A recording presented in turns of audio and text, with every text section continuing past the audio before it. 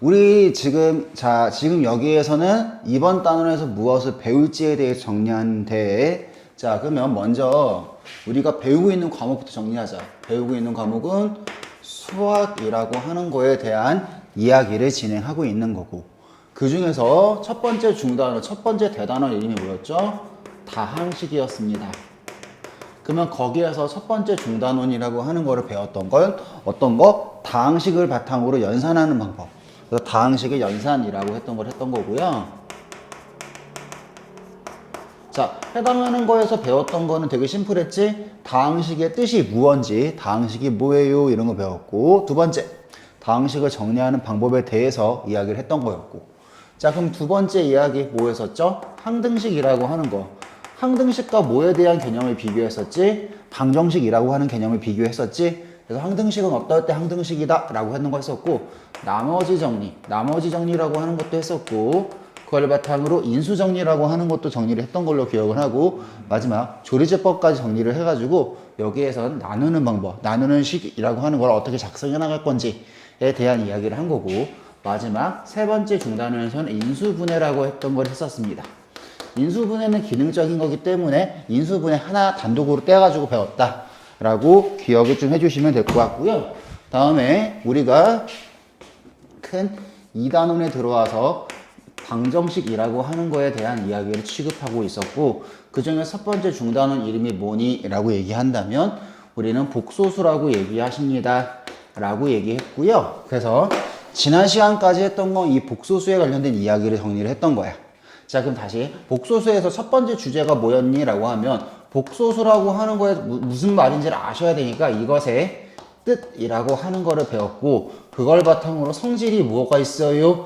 라고 하는 거에 대한 이야기를 했던 거야. 그래서 이 복소수의 뜻이라고 하는 거에 대한 이야기를 했을 때 복소수가 뭐야? 라고 한다면 우리는 뭐라 얘기하면 되는 거랬죠? 수 전체예요 라고 이야기하시면 됩니다 라고 했고, 그때 실수일 때 제곱하면 어떻게 되고 허수일 때 제곱하면 어떻게 되고 그 얘기들을 성질로 정리했던 거예요. 자, 그럼 두 번째 이야기. 자, 두 번째 이야기는 복소수의 뜻과 성질을 배웠으면 복소수에 뭘 배운 거예요? 복소수의 더하기, 빼기, 곱하기, 나누기에 대해서 배운 거예요. 자, 그러면 세 번째 주제로 취급했던 게 뭐였냐? 자, 세 번째 주제를 하기 전에 이 나누기라고 하는 걸 하면서 여기 단어를 취급했던 건 분모라고 하는 거는 뭐 하는 작업을 얘기를 했었지? 실수화라고 하는 거에 대한 이야기를 했던 거예요. 그래서 분모의 실수화를 하기 위해서 세 번째 단원에서 배웠던 걸 뭘 배웠니? 켤레 복소수예요. 이런 거에 대한 이야기를 취급하신 거예요. 켤레 복소수의 뜻이라고 하는 것과 그걸 바탕으로 성질이라고 하는 걸 배웠던 거예요. 분모의 실수화를 하기 위해서는 반드시 켤레 복소수를 알 필요가 있었어요. 자, 그 다음에 네 번째 중단원에서 네 번째 주제로 배운 게 뭐야? 자, 허수단위. 허수단위라고 하는 건 숫자 뒤에 이 허수단위 i라고 하는 게 붙으면은 우리는 다 허수로 인식하기 때문에 허수단위라고 얘기한다고 했고, 허수단위의 순환주기에 대한 이야기를 정리했던 거예요. 순환주기라고 했던 걸 정리했던 거고, 다섯 번째 얘기했던 거는 이제 음수, 그러니까 루트 a 곱하기 루트 b라고 하는 게 마이너스 루트 ab가 나오는 케이스, 혹은 루트 a분의 루트 b라고 하는 게 마이너스 루트 a분의 b가 나오는 케이스. 그랬을 때 각각 언제였니? 라고 얘기한다면 이 녀석 같은 경우에는 a가 음보다 0보다 작거나 같고 b가 0보다 작거나 같을 때, a가 0보다 작거나 같고 b가 0보다 크거나 같을 때, 요럴 때 이렇게 됩니다 라고 이야기했던 거예요. 자, 그 다음에 두 번째 중단원에서 취급했던 건 뭘 취급했냐? 오늘 할 거는 2차 방정식이라고 하는 거에 대한 이야기를 깊게 진행을 하실 겁니다.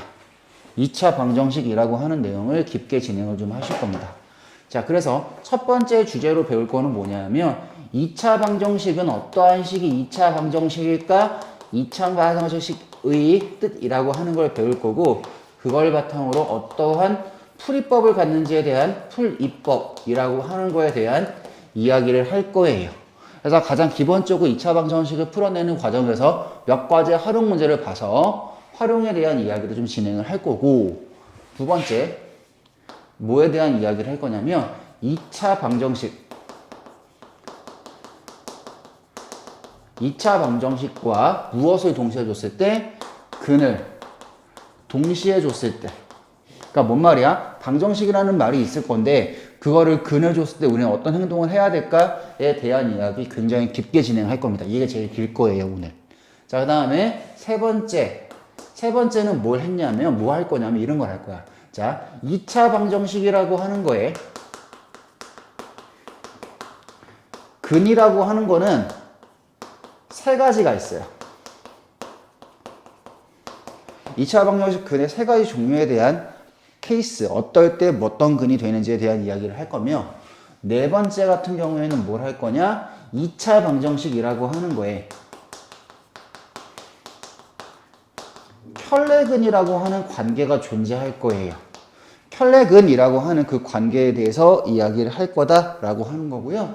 다섯 번째 할 거는 뭐냐면 이 기호는 우리가 가우스 기호라고 불러요. 가우스가 포함된 방정식에 대한 처리를 하는 방법에 대한 이야기를 할 거고 여섯 번째 마지막으로 처리할 건 뭐냐면 이런 경우는 절대값이라고 읽지요. 절대값이 포함된 방정식이라고 할 거예요. 그래서 전체적으로 이 총 6가지에 대한 이야기를 하는 거고 자 풀이법이 제일 중요한 게 아니라 어떤 상황들에서 어떻게 처리하는지에 대한 이야기들을 여기서는 본격적으로 할 것이다. 그거를 어떻게 정리해 나갈지에 대한 이야기가 중요한 이야기가 될 겁니다. 됐죠? 자, 그러면 본 강의에서 첫 번째 주제로 바로 시작할게요.